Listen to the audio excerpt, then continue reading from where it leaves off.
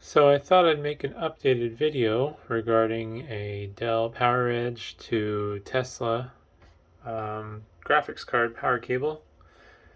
And this is going to be a little bit different since I'll be using a mixture of new and used parts. And this is going to be an updated design. And the design change I've made basically accounts for the differences in the 13th gen GPU power connectors versus 12th gen. So we'll start with the schematic. And this is if you're looking at the connector from the front. So grab the actual riser cable. So this is the pinout of the riser power connection. So if you're looking at the connector like this, you got the 3 plus 12, you got 4 grounds, and you got a negative 3.3 volts. And based on the design of the official cable, and the reason I know this is the official cable is because I got it from somebody that it came in a server that I know is not going to buy aftermarket parts. Yeah, so there's a little bit of a design difference though. And what's going on is they're running pin 4, which is a ground, to the negative 3.3 volt, which should be pin 6. I did some asking around on the Serve the Homes forums, and basically this is for like power draw sensing purposes, if I understood correctly. So that's the biggest change though. And I will be linking to the stuff I'm buying on eBay to make these. Unfortunately, they're being sold in 10 packs for the connectors. You don't necessarily have to use the exact same connectors I am if you decide to buy the connectors, but there is a reasoning behind it. So I use the 4+4 connector for the riser side and the 8-pin connector for the Tesla side. And that just forces you to plug it in the correct way versus accidentally plugging it the wrong way. Because if you plug it in the wrong way, what you're going to end up doing is you're going to short 12 volt to ground. Because these are inverted. And yeah, basically you'd be putting 12 volt into these 3 ground pins. And the server don't like it. It doesn't damage the server, at least I haven't done it yet. Because I tried it initially with the aftermarket cable that was wrong, and my server survived it. But yeah, if you're confident in your ability though, and you don't really care, I wouldn't sweat which connector you use. I would use the just standard 8-pin with the narrow tab, which is what's required for the Tesla. So when making these cables, I have found that 17.5 inches tends to be the best length. I've already terminated these here, but it gives you enough length to plug into the riser, go under the card, and kind of loop back around to where the connector is. And I don't have a good way to draw a pin out, but I have kind of put some markings on this drawing. So as I said, pin 4 will go to pin 6, which basically takes this negative 3.3 volts to ground. I haven't tried seeing what would happen if you were to put that to one of the ground pins on the EPS 12 volt, but I can't imagine it's ideal. And I don't really want to risk my hardware, so I'm just going to do it correct. On the EPS side of the cable, I just picked these 2 pins arbitrarily, but you'll have to basically tie 2 of your ground pins and 2 of your plus 12 pins together because you only have 3 grounds and 3, got that backwards, 3 plus 12 volts and then 3 grounds coming from the riser side of things with the official proper connections. So what you'll want is 4 17.5 inch wires, and then these got mixed up here. Since these are scraps, they're not really cut to a specific length, but you want 4 wires that are at least like 10, 11 inches long, and then one that's 8, so you can make your splice and have enough length to cut it to appropriate size. And then you'll need two black, similar lengths.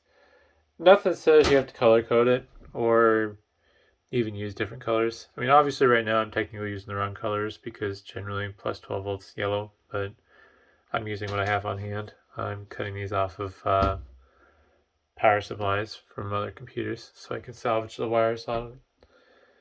You'll also need some heat shrink, a little bit of heat shrink for the splices. And then if you want to do it nice like I like to do, some of this cable braiding stuff, and then you'll need some, this is 3:1 ratio heat shrink with glue. So when you heat that with your heat gun, you just put it over the edge of the braid ever so slightly, and you heat it and it'll hold it in place. And there's also these pins, and yeah, I'll have links in the description. Unfortunately, not sponsored. Be nice. But yeah, if you are crimping the pins, you will need a crimp tool. There's no way to do it without one, to the best of my knowledge, because what this crimp tool does, I gotta change the zoom, is it doesn't just fold the pins over, it kind of rolls them.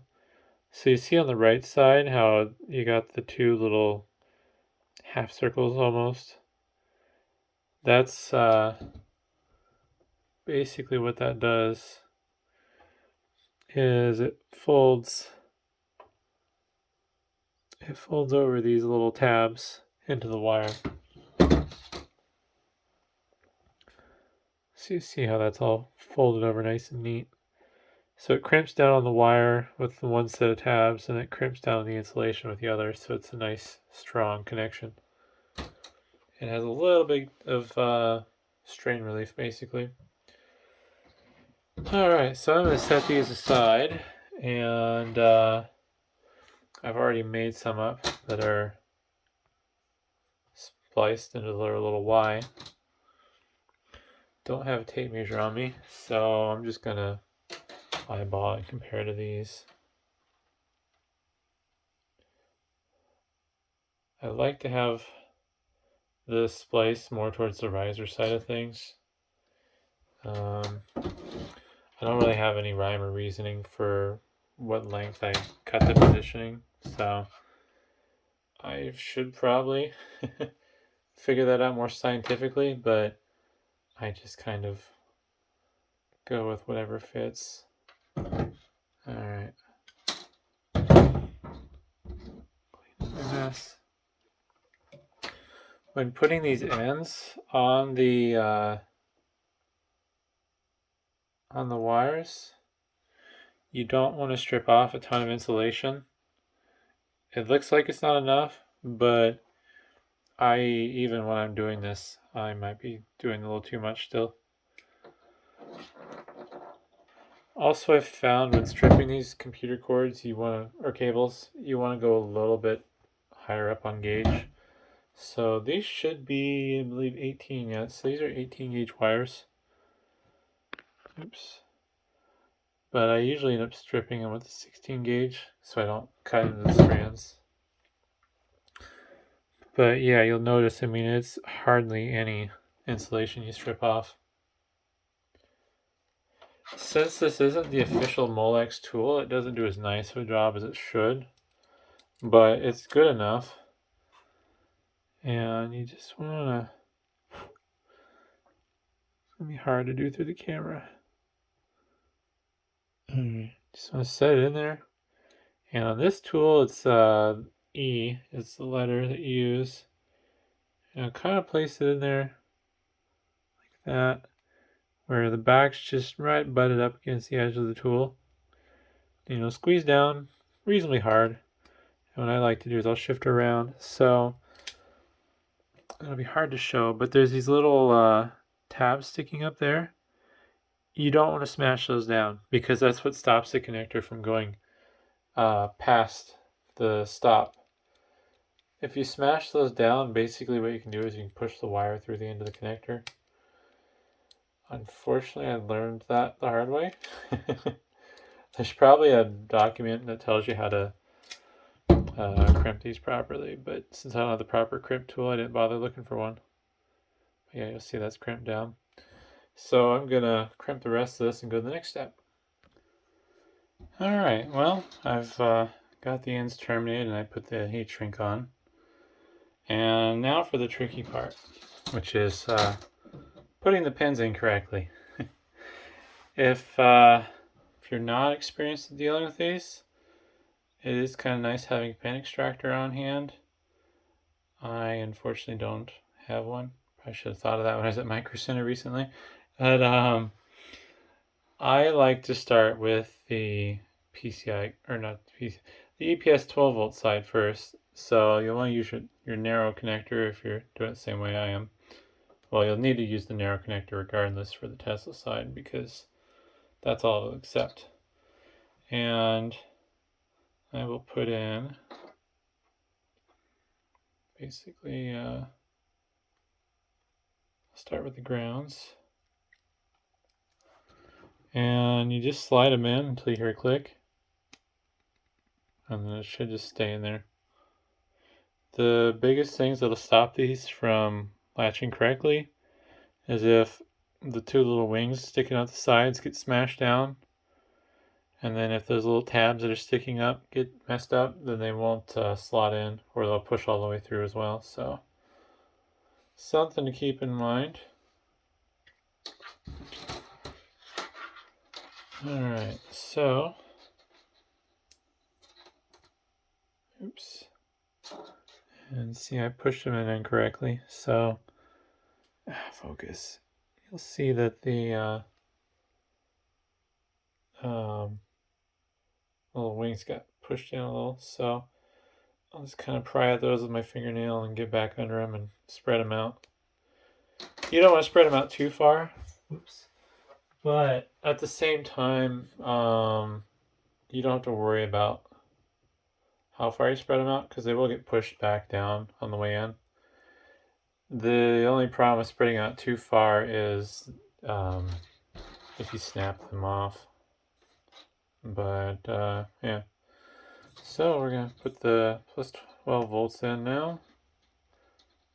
And as I pointed out, these are technically the wrong color, but I'm basically using recycled wire, so yeah, no point in buying new wire if I got stuff sitting around that works just fine. So if you did it correctly, you should have 6 pins on the other end. And the next step that I do is, oops, I take a little bit of painter's tape, green or blue, don't matter. I'll kind of peel some off. And I'll bundle these up, not too tightly so you don't mess them up, but tightly enough so they don't spread apart. I'll kind of just haphazardly tape over them. And the reason for this is so you can get your braided sleeving over. And if you cut your wires right, they should stay together fairly nicely in a bundle. I found the tricky part about this sleeving is figuring out the length. I tend to like to pull mine tight when I pull it up, put it over. I don't like to have it loose and sloppy. So I kind of try to guesstimate. Think about right there. You want at least like an inch or two from the end of the connector so you have enough room to flex and make your bends. So I'm going to cut this back here and hope for the best. And then, now that you have the tape over that, you can, first, I always forget to do this, put your heat shrink over. I put green on the Tesla side just so it's color matching. Now, take your braided stuff over the wires, cable sleeving. And yeah, generally I like to stretch it out a little before I heat shrink it down, kind of keep the wires nice and tight, but I think I actually did pretty good cutting that to length this time. And the mistake other mistake I always end up making is forgetting to put on the heat shrink on both ends. If I remember one, I usually forget the other, or I forget both. Then just gently unwrap this tape. Oh, that's why. use painter's tape because it's a low adhesion. It's easy to tear. It doesn't leave a residue. So I've already done this prior to recording, but you'll make a little loop of wire. It's probably about, I don't know, maybe about 3/4 of an inch of 16 gauge. And you'll do the same thing where you put the pins on the ends and just slot them down. And this is just going from pin 4 to 6. So, as you can see, maybe it's hard to see the other pin. But yeah, you see those are already in there. So the next step is going to be putting these in the correct spots. So I'll just arbitrarily start with one or the other. So basically these bottom 3 pins are all plus 12, which makes it easy to start with that.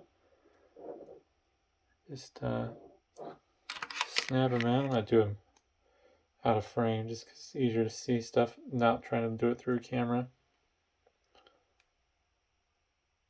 And every so often I accidentally bend those little locking wings in, so something you have to keep in mind. It also can be due to deficiencies in the connector. Sometimes the molding of the connector is not perfect. There we go. So I got the plus 3, or the 3 plus 12. Oh boy, I should probably start writing scripts. and now just a simple matter of the top 3. If you'll focus, plug in the ground wires.